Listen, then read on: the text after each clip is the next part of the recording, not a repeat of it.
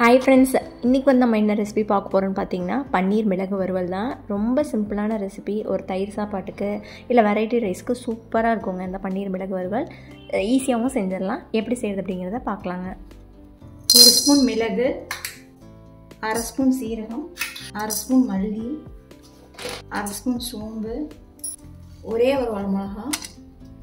இதை வந்து dry roast பண்ணிக்கலாங்க. பட்டை கிராம்பு உங்களுக்கு வேணும்னா நீங்கள் போட்டுக்கோங்க.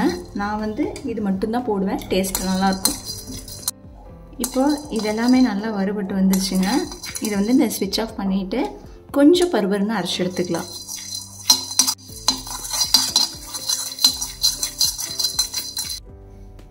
நல்லா சூடான தண்ணியில் பன்னீரை போட்டு வச்சிட்டோம்னா அது வந்து நமக்கு வந்து நல்லா சாஃப்டாக இருக்குங்க. 3 டீஸ்பூன் எண்ணெய் விட்டுக்கலாம். எண்ணெய் காஞ்சிருச்சு. வெங்காயம் போட்டுக்கலாம். கூடவே கருவேப்பிலை போட்டு நல்லா வதக்கி விட்டுலாம். இதை பவுடர் பண்ணிட்டு வந்துடலாங்க. ஒரு பச்சை மிளகாய் போட்டுக்கலாங்க.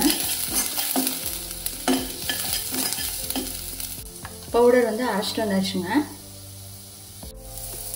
பார்த்தீங்கன்னா வெங்காயம் வந்து நல்லா வதங்கிடுச்சு. இந்த அளவுக்கு வதங்கினதுக்கப்புறமா நம்ம அரைச்சி வச்சிருக்க பவுடர் அதை சேர்த்திக்கலாம். போட்டு ஒரு பரட்டிக்கோங்க.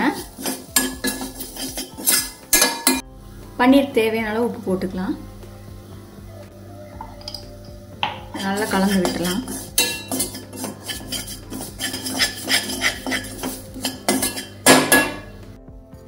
லைட்டாக தண்ணி விட்டுக்கலாம்.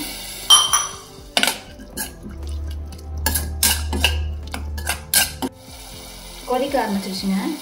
மல்லி இலை துவிக்கலாம்.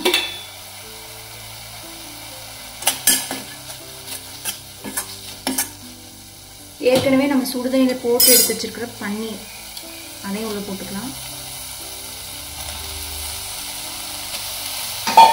போட்டு ஒரு கலரி ஸ்விட்ச் ஆஃப் பண்ணோம்னா நமக்கு ரெடி ஆயிடும்.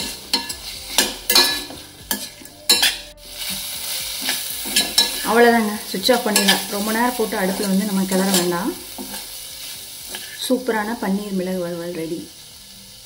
இந்த ரெசிபி உங்களுக்கு பிடிச்சிருக்கோன்னு நம்புறேங்க. பிடிச்சிருந்தா வீடியோக்கு ஒரு லைக் கொடுங்க. ஃப்ரெண்ட்ஸ் அண்ட் ஃபேமிலி கூட ஷேர் பண்ணுங்கள். நீங்கள் இது வரைக்கும் உமா விருந்தகம் சேனல் சப்ஸ்கிரைப் பண்ணாமல் இருந்தீங்கன்னா சப்ஸ்கிரைப் பண்ணிக்கோங்க.